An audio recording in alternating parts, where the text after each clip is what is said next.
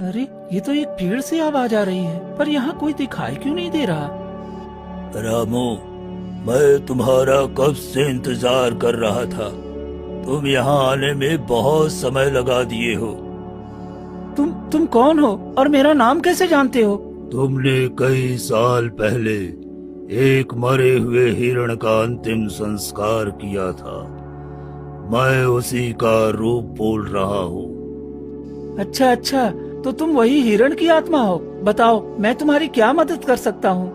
तुम मेरी कुछ मदद मत करो, मैं तुम्हारी मदद करने आया हूँ। तुम इतने नेक और सच्चे हो, फिर भी तुम दर दर भटक रहे हो और तुम्हारी पत्नी बीमारी से तड़प रही है। मुझे ये देखा नहीं गया, इसीलिए मैं तुम्हें कुछ देना चाहता हूँ। तभी हिरण के सामने से एक जादुई बीज प्रकट होता है। ये जादुई बीज तुम ले जाओ और अपने आंगन में लगा दो। ये तुम्हारा दुख दूर करेगा और सोने की सब्जी देगी। इससे तुम बहुत अमीर हो जाओगे। लेकिन शर्त ये है कि इसे केवल निस्वार्थ भाव से बोना है और लालच कभी मत करना, वरना इसका बुरा प्रभाव पड़ेगा। तुम नेक दिल इंसान हो, इसलिए मैं तुम्हें दे रहा हूँ। नहीं तो यहाँ एक से एक वीर इस बीज के लिए अपनी जान गंवा दिए, लेकिन वो प्राप्त नहीं कर सके। ठीक है, आपने मेरे लिए इतना कुछ सोचा, यही आपका बहुत बड़ा एहसान है। फिर रामू वो बीज लेकर घर आता है और मन ही मन सोचता है, लगता है अब मेरे सारे कष्ट दूर हो जाएंगे और मेरी पत्नी भी, जो कि इतने दिनों से बीमार थी, लगता है अब ठीक हो जाएगी। रामू जैसे ही बीज लेकर आता है, तभी हरिदास सेठ उसे देख लेता है। अरे ओ रामू, कहाँ जा रहा है? और ये तुम्हारे हाथ में क्या है? तुमने मुट्ठी में क्या रखा है जो इतना चमक रहा है? कुछ नहीं सेठ जी, ये तो बस कुछ नहीं है। ये जरूर मुझसे कुछ छुपा रहा है। रुक जा, मैं तुम्हें इसका सबक सिखा कर रहूंगा। फिर रामू जैसे तैसे वहाँ से भाग जाता है। हरिदास सेठ गांव के चौपाल पर जाता है।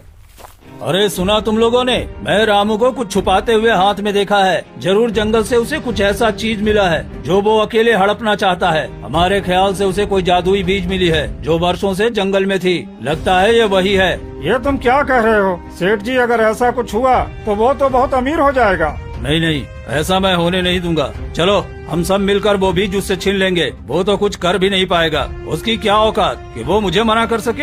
हाँ, भला वो अकेले अमीर क्यों बनेगा, हम भी बनेंगे। इतना कहकर सभी गांव वाले रामू के घर पहुंचते हैं।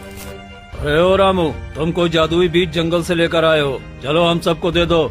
नहीं, आप ये क्या कह रहे हो? ऐसा कुछ नहीं है, मैं जंगल से कुछ नहीं लाया हूँ। मैं खुद देखा हूँ तुम्हारी मुट्ठी में चमकता हुआ कोई चीज। वो जादुई बीज हो सकता है। तू नहीं देगा तो बहुत पछताएगा। सेठ जी, आप कुछ भी कहो, मैंने ऐसा कुछ नहीं किया है। देख ले, अगर हमें पता चल गया कि तुम्हारे पास है तो देखना, हमसे खराब आदमी तुम्हें नहीं मिलेगा। सभी गांव वाले वहाँ से चले जाते हैं, लेकिन सेठ हरिदास मन में सोचता है, तुम बहुत झूठ बोल रहे हो। मैं भी कोई कम नहीं हूँ। मैं तो वो जादुई बीज लेकर ही रहूंगा, चाहे तुम्हारी जान ही क्यों न लेनी पड़े। रामू बीज को सुरक्षित अपने घर में रखता है। क्या हुआ जी? ये भीड़ कैसी थी? अरे कुछ नहीं, बस हमारी अब किस्मत बदलने वाली है। हमारी किस्मत बदलने वाली? ऐसा क्या हो गया है? ठीक है, बस तुम देखती जाओ। फिर रामू बीज अपने आंगन में लगा देता है। फिर रात को रामू अपनी पत्नी से कहता है, देखो राधिका, भगवान ने चाहा तो सुबह को कुछ चमत्कार हो सकता है और हमारी किस्मत बदल सकती है। हाँ जी, अगर ये सही बात हुई तो हम लोगों का दुख खत्म हो जाएगा।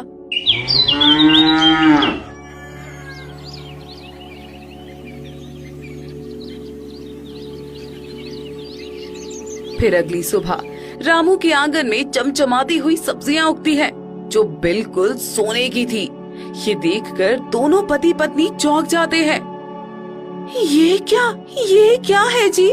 देखो तो सही, हमारे आंगन में तो सच में सोने की सब्जियों का पौधा उगाया है। हर पत्ती में चमक, हर फल में रोशनी, मानो मानो कोई जादू हमारी जमीन पर उतर आया हो। हाँ भाग्यवान, हमारे सारे कष्ट के दिन अब खत्म हो गए। अब बस अच्छे दिन आने वाले हैं। अब हम क्या करें जी? हमें इसे तोड़कर सोनार के पास लेकर जाना चाहिए और उसको दिखाते हैं कि ये सच में सोने का है क्या? मुझे तो विश्वास ही नहीं हो रहा है जी। हाँ राधिका, ये सच में सोने की सब्जी है। हमारे कर्मों का फल मिल गया। वो हिरण की आत्मा सही बोल रहा था। फिर रामू वो सारे सोने की सब्जी तोड़कर सोनार के पास जाता है।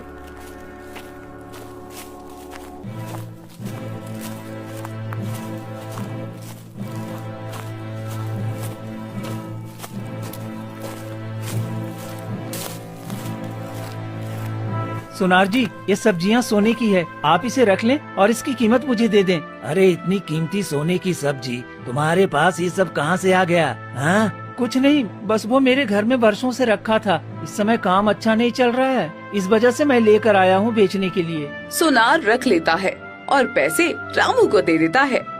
अब मैं अपनी पत्नी के लिए सभी दवाइयाँ ले पाऊंगा। नहीं नहीं, ये झूठ बोल रहा है। ये तो जरूर जादुई बीज का सब्जी है। ये बिल्कुल शुद्ध सोने की है। मुझे ये हरिदास सेठ को बताना चाहिए। वो इस बीज की तलाश कब से कर रहा था। फिर सोनार हरिदास सेठ के पास जाता है। सेठ जी, आपको पता है रामू के पास जादुई बीज है। ये तुम्हें कैसे पता? उसके पास जादुई बीज है? उसने आज सोने की सब्जियां मेरी दुकान में बेचने आया था और कह रहा था कि वर्षों से रखा हुआ था। वो इतना गरीब है, फिर इतना सारा सोना उसके पास कहाँ से आ सकता है? तब तो आज रात को ही मैं उसके घर जाकर वो सारा सोने का सब्जी चुरा लूंगा। तुम देखते जाओ, अब मैं क्या करता हूँ। ठीक है, हम चलते हैं। मैंने आपको ये खबर दे दी। अब आगे जो करना है वो आपकी मर्जी है।